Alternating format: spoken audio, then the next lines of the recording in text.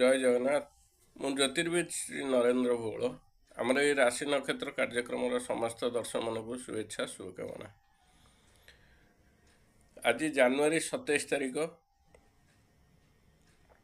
मंगलवार। आसन जानिबा आज दिनटी आपण मानकर किपरि कटिबो।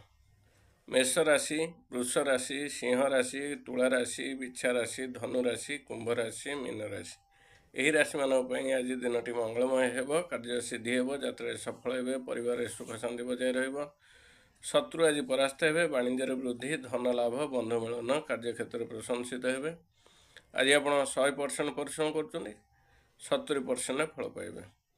तापर आसिया मिथुन राशि, कन्या राशि यही राशि मानक आज दिनटी मंगलमय हेबो नाही। कार्य हानि, यात्रा विफल, परिवार अशांति, मनोमालिन्य, कार्य क्षेत्र में कार्य चाप वृद्धि पाइब, शारीरिक पीड़ा पाइपारती, मानसिक दुश्चिंतार दिन कटिपे। आज आप 100% परिश्रम कर 50% फल पाइबे।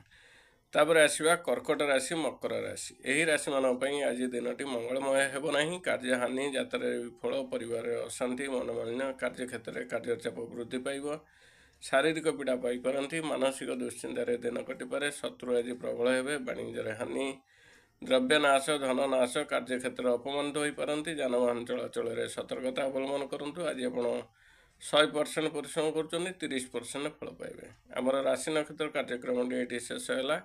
शेष में कही रखुची आज लाउ खातु ना। जय जगन्नाथ।